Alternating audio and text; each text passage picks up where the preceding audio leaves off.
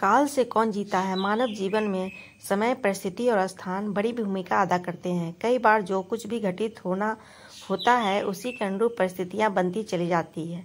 कलयुग में एक ही चक्रवर्ती सम्राट हुए और हुए थे सम्राट विक्रमादित्य, जिनके नाम पर भारतवर्ष में विक्रम संवत की शुरुआत हुई। विक्रमादित्य एक बहुत ही पराक्रम, विद्वान, कुशल, प्रजापालक, धर्मज्ञ एवं परोपकारी राजा थे। राजा विक्रमादित्य अपनी प्रजा को पुत्रवत प्यार करते थे तथा रात्रि में वेश बदलकर अपनी प्रजा के हालत और कुशल क्षेम जानने के लिए नगर भ्रमण हेतु निकल जाया करते थे। एक बार यूं ही राजा विक्रमादित्य वेश बदलकर देर रात्रि में नगर भ्रमण हेतु निकले। भ्रमण करते करते अमृत बेला का समय हो गया। पांव फटने लगे। भोर के इस समय राजा विक्रमादित्य नगर की परिक्रमा वाले मार्ग से गुजर रहे थे। मार्ग की दूसरी ओर घना जंगल प्रारंभ हो जाता था। अचानक राजा ने देखा कि एक नौजवान लकड़हारा कंधे पर कुल्हाड़ी लिए जंगल में प्रवेश कर गया और लकड़ी काटने के लिए एक ऊंचे वृक्ष पर चढ़ गया। तत्काल ही राजा विक्रमादित्य ने देखा कि एक भयानक रीछ दौड़ा आया और उसी वृक्ष पर चढ़ने लगा जिस पर वह नौजवान लकड़हारा लकड़ी काट रहा था। रीछ को वृक्ष पर चढ़ते देख राजा को बड़ा अचंभा हुआ, क्योंकि रीछ तो वृक्ष पर कभी नहीं चढ़ सकता। उस नौजवान लकड़हारे ने जब रीछ को अपनी ओर आते हुए देखा तो उसके हाथ पांव फूल गए। भय के कारण उसके हाथ से वृक्ष की टहनी छूट गई और पृथ्वी पर गिरकर उसने प्राण पखेरु उड़ गए। तब वृक्ष से नीचे उतरा और राजा को देखते ही देखते उसने एक सुंदर लड़की का रूप धारण कर लिया और जंगल के समीप ही स्थित एक कुएं की जगत अर्थात मुंडेर पर जाकर बैठ गई। राजा दूर खड़ा कौतूहल से यह सब देख रहा था और सोच रहा था कि यह लड़की बना हुआ वृक्ष अब क्या करेगा। थोड़ी ही देर में राजा के 2 सिपाही जो रात्रि गश्त पर थे उधर आ निकले और इत्तेफाक से 2 सिपाही आपस में सगे भाई थे। छोटे भाई की नज़र जब कुएं के मुंडेर पर बैठी उस सुंदर लड़की पर पड़ी तो बड़े भाई ने बोला, देख भाई, कितनी सुंदर लड़की बैठी है, मेरा मन कर रहा है कि मैं इससे विवाह कर लूं। बड़ा भाई बोला, बड़े भाई के होते हुए छोटा भाई कैसे विवाह कर सकता है। बड़ा होने के नाते पहले मेरी है, इसलिए इससे विवाह तो मैं ही करूँगा। तब छोटा भाई बोला, इसे पहले मैंने देखा है, इसलिए इससे विवाह तो मैं ही करूँगा। तब बड़ा भाई बोला कि हम तो व्यर्थ ही झगड़ रहे हैं, क्यों न हम इस लड़की से ही पूछ ले, या हम दोनों में से जिसे पसंद करेगी वही इस लड़की से विवाह कर लेगा। इस प्रकार आपस के निर्णय करके दोनों भाई उस लड़की के पास पहुंचे। बड़े भाई ने उस लड़की से प्रश्न किया, हे सुंदरी, आप कौन हो और यहाँ क्या कर रही हो। यह लड़की बोली, मैं पास ही के गांव में रहती हूँ और अपने पति की तलाश में निकली हूँ। छोटा भाई बोला, तुम्हारी पति कहाँ है, तुम चाहो तो उसे ढूंढने में हम तुम्हारी सहायता कर सकते हैं। तब वह लड़की बोली, अभी तो मैं कुंवारी हूँ और किसी योग्य वर की तलाश में निकली हूँ। तब छोटा भाई बोला, हम दोनों भाई भी अभी कुंवारे हैं, यदि तुम चाहो तो हम में से किसी एक से विवाह कर सकती हो। लड़की बोली, मैं तुम दोनों में से एक से विवाह कर लूंगी, परंतु मेरी एक शर्त है। दोनों भाई बोले, क्या शर्त है तुम्हारी। लड़की बोली, तुम दोनों में से जो भी अधिक बहादुर होगा मैं उसी से विवाह करूंगी। इतना सुनते ही दोनों भाई स्वयं एक दूसरे से श्रेष्ठ सिद्ध करने की इच्छा रखते हुए आपस में युद्ध करने लगे। लड़ते लड़ते दोनों भाइयों ने तलवारें निकाल ली और एक दूसरे के पेट में आर पार कर दी। इस प्रकार तड़प तड़प कर दोनों भाइयों ने अपने प्राण त्याग दिए। तब वह लड़की जोर से हंसी और उठकर एक दिशा की ओर चल पड़ी। यह लड़की छलावा, अब क्या करेगी। ऐसा सोचते हुए राजा विक्रमादित्य भी थोड़ी दूरी रखते हुए उस लड़की के पीछे पीछे चलने लगे। अब तक सूर्य भगवान भी पूर्ण रूप से उदय हो चुके थे, परंतु सम्राट विक्रमादित्य एक वृक्ष के पीछे पर चढ़ने और फिर एक सुंदर लड़की का रूप बदलने की विचित्र घटना अपनी आंखों से देखकर अपनी ही सुध-बुध में खो बैठे थे। उन्हें अपनी भूख, प्यास और राजपाट के विषय में कुछ भी ध्यान न रहा तो केवल उस रहस्यमयी सुंदर लड़की के विषय में जानने की जिज्ञासा। अतः उस सुंदर लड़की का सावधानी पूर्वक दूरी बनाकर पीछा करते करते लगभग 200 कदम आगे चलने के बाद राजा विक्रमादित्य ने विस्मय की सीमा न रही, क्योंकि राजा विक्रमादित्य देखते ही देखते एकाएक वही सुंदर लड़की अब एक लड़की नहीं रही, अपितु वह जहरीली नाग का रूप धारण कर चुकी थी। वह जहरीली नाग अब बड़ी तेजी से आगे बढ़ने लगा। कुछ दूर आगे चलकर एक नदी बह रही थी। वह भयानक जहरीला नाग नदी किनारे पहुंचकर कुछ क्षण रुका और राजा को देखते ही देखते नदी में कूद गया। नदी के बीचों बीच एक नाव चल रही थी जिसमें वह 20-25 लोग सवार थे। वह जहरीले नाग उस नाव की तरफ बढ़ने लगा। सम्राट विक्रमादित्य किनारे पर खड़े यह सब कुछ देख रहे थे। देखते ही देखते वह जहरीले नाग उस नाव में कूद गया। नाग पर नजर पड़ते ही नाव में भगदड़ मच गई और वह अपनी जान बचाने के लिए लोग नाव से पानी में कूद पड़े। उनमें से जो लोग तैरना जानते थे वो तैर के नदी के बाहर निकल गए और जो तैरना नहीं जानते थे वे सभी लोग पानी में डूबकर मर गए। थोड़ी देर बाद वह नाग नदी से बाहर निकला और नदी के किनारे किनारे आगे बढ़ने लगा। सम्राट विक्रमादित्य उसके पीछे पीछे चलने लगे। कुछ दूर जाकर राजा विक्रमादित्य को एक बार फिर आश्चर्यचकित होना पड़ा, क्योंकि उस नाग ने एक बार फिर अपना पूरा रूप बदला और वह एक वृद्ध ब्राह्मण का रूप में था। राजा विक्रमादित्य ने सोचा कि इस रहस्यमय प्राणी के विषय में जानकारी लेने का अब उचित अवसर है, क्योंकि इस समय वह भले एक वृद्ध ब्राह्मण के रूप में है।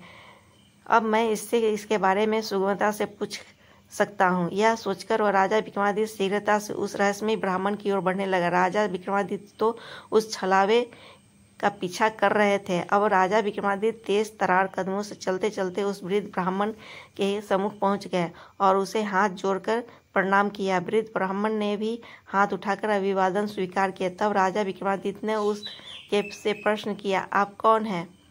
वह बोला, तुम्हें दिखाई नहीं देता? ब्राह्मण हूँ।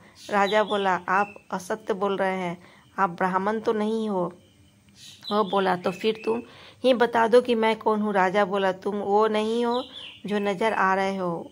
वह बोला, मैं जो कुछ भी हूँ तुम्हें इससे क्या लेना देना है? तुम अपने काम से काम रखो और अपना रास्ता नापो। राजा बोला, मैं सच्चाई जाने बिना आपका पीछा नहीं छोड़ूंगा, आपको सच्चाई बतानी ही पड़ेगी। वह बोला, मैंने तुम्हें बताया तो कि मैं एक ब्राह्मण हूँ।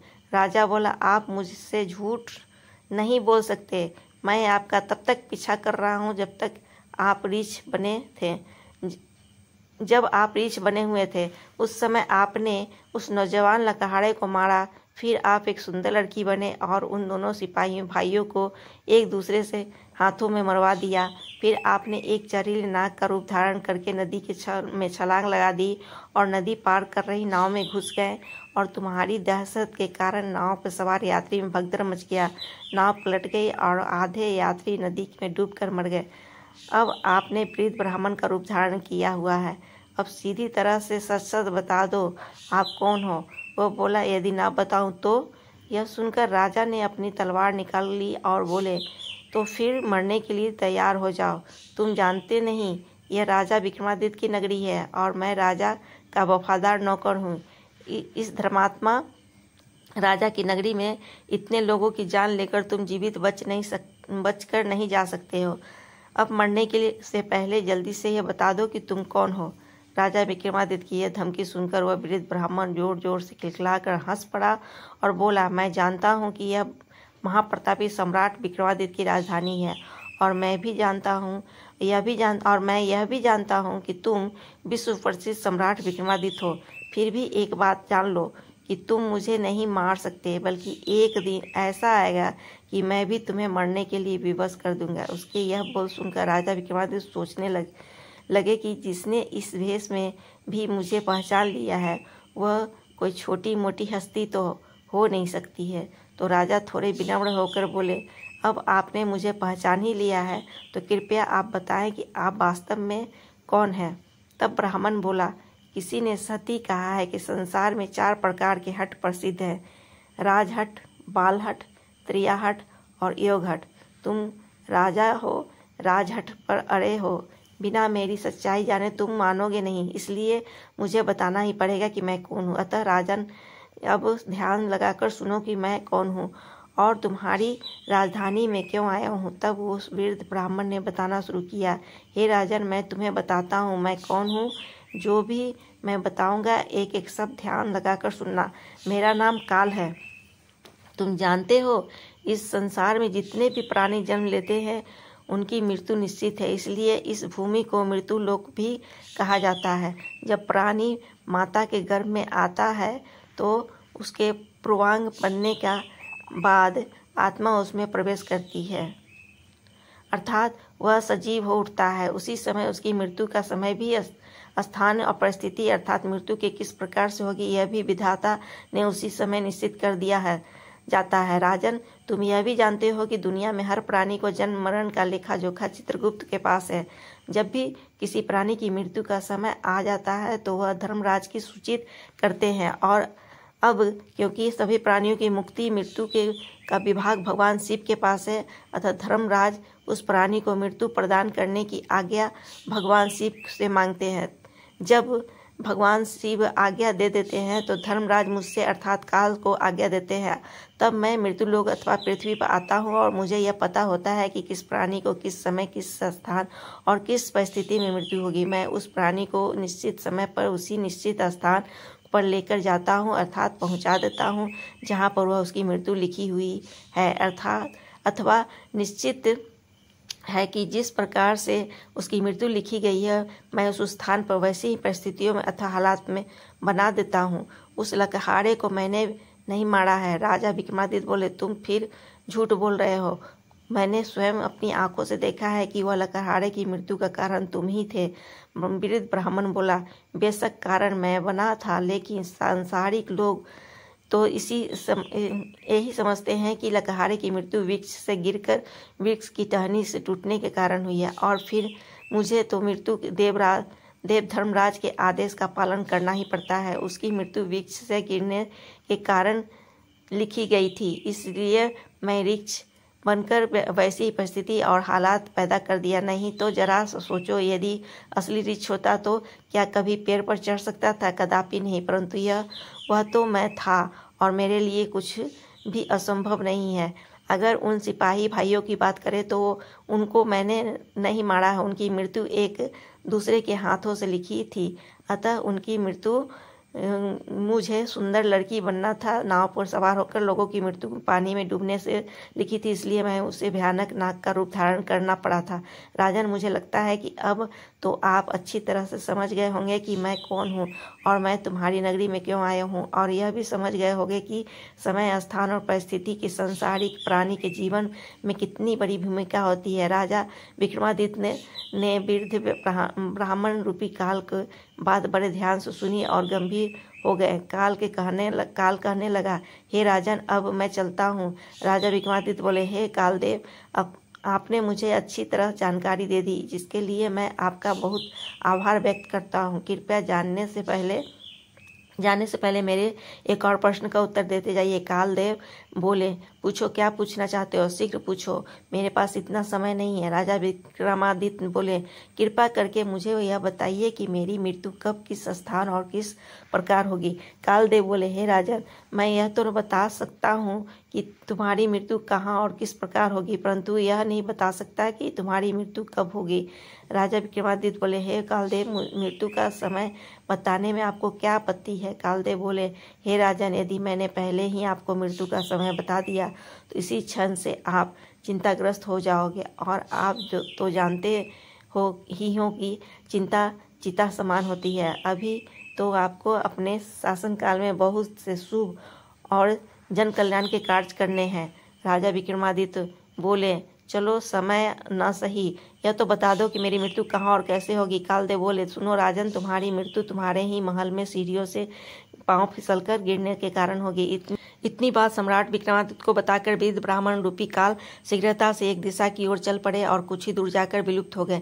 इस वक्त तक सूर्य भगवान भी पूर्ण रूप से अस्त हो चुके थे। चारों तरफ अंधकार का छा गया था। राजा विक्रमादित्य अब तक शारीरिक और मानसिक रूप से थक चुके थे, अतः मन में गहन सोच विचार के लिए हुए तेज कदमों से वह अपने महल के प्रस्थान कर गए, और आगे चलकर सचमुच में ऐसा ही हुआ। राजा विक्रमादित्य की मृत्यु अपने महल में सीढ़ियों से फिसलकर गिरने से ही हुई थी, और इस कथन की पुष्टि इतिहासकारों ने भी की है।